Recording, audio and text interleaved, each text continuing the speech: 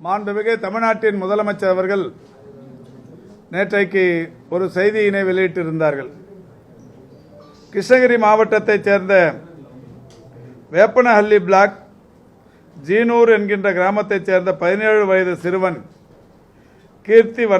கீர்த்தி வர்மா என்பவர் தன்னுடைய இரு கைகளை இழந்த நிலையில் 12ஆம் வகுப்புக்கான தேர்வு எழுதி நேற்று காலை வந்த இந்த தேர்வு முடிவுகளில் 600க்கு 471 மதிப்பெண்களை பெற்று மிகப்பெரிய அளவிலான சாதனை படைத்திருக்கிறார். இரு கைகள் இல்லை என்றாலும் கூட அவருடைய உள்ள வலிமை, வாழ்க்கையை எப்படியாவது சாதித்து வாழ வேண்டும் என்கின்ற அந்த திறமை, ஆற்றல் இன்றைக்கு 471 மதிப்பெண்களுடன் மிகப்பெரிய அளவிலான வெற்றியினை பெற்று அவர் தொலைக்காட்சிகளின் மூலமும் சமூக வலைதளங்களின் மூலமும் மாண்புமிகு தமிழ்நாட்டின் முதலமைச்சர் அவர்களுக்கு வேண்டுகோள் விடுத்திருக்கிறார். பெருமதிப்பிற்குரிய கீர்த்தி வர்மா என்கின்ற இந்த சிறுவனின் கோரிக்கையை மாண்புமிகு தமிழ்நாட்டின் முதலமைச்சர் அவர்கள் ஏற்றிருக்கின்ற காரணத்தினால் இன்று அவருடைய பெயர் ஸ்டான்லி மருத்துவமனையில் பதிவு செய்யப்படுகிறது. அந்த உறுப்பு மாற்ற ஆணையத்திடம் பதிவு செய்யப்படுகிறது. பதிவு செய்து 2 நாட்கள் கழித்து, அதாவது திங்கட்கிழமை அவர் மருத்துவமனையில் அனுமதிக்கப்பட்டு 2-3 நாட்கள் அவருக்கான பல்வேறு பரிசோதனைகள் செய்யப்படவிருக்கிறது. பரிசோதனைகளை தொடர்ந்து அவர் டிஸ்சார்ஜ் செய்யப்படுவார். மூளைச்சாவு அடைந்தவர்களிடத்திலிருந்து இந்த கை உறுப்பு தானம் கிடைக்கப்பெற்றவுடன் இந்த சிறுவனுக்கு உடனடியாக இந்த மாற்று அறுவை சிகிச்சை செய்யப்படவிருக்கிறது.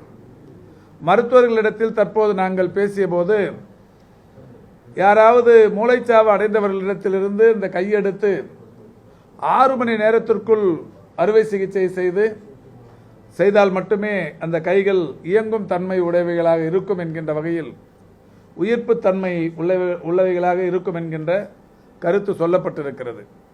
எனவே இவர் இங்கே பதிவு செய்துவிட்டு கிருஷ்ணகிரியில் இருந்தால், அங்கு இருந்து இவர் இங்கே வந்து சென்னையிலோ அல்லது வேறு ஏதாவது மருத்துவமனையிலோ கைகள் தானமாக பெறப்பட்டதற்கு பிறகு மருத்துவமனைக்கு செல்வது என்பது 6 மணி நேரத்திற்குள் செல்வது என்பது இயலாத காரியமாகிவிடும்.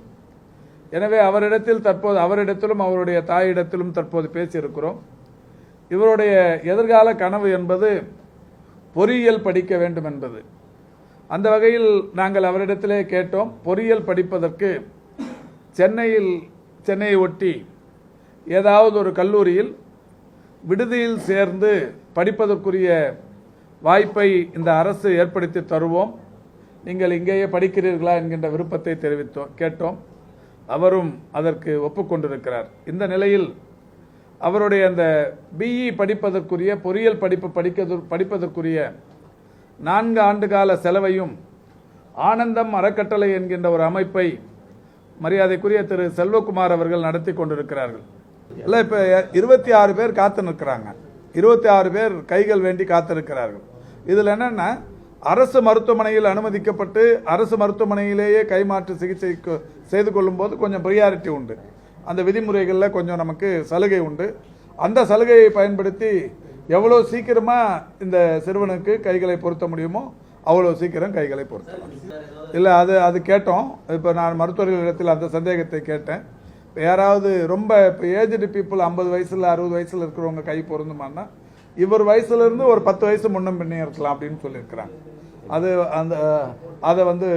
அதுக்கேற்ற மாதிரி தான் பண்ண போகிறாங்க. அதெல்லாம் கரெக்டாக அந்த பிளட் மேட்சிங், இந்த மாதிரியான மேட்சிங் சம்பந்தப்பட்ட விஷயங்கள்லாம் சரிபார்த்து தான் அது செய்யப்படவிருக்கிறது. செய்திகளை உடனுக்குடனும் துல்லியமாகவும் தெரிந்து கொள்ள சப்ஸ்கிரைப் பண்ணுங்க.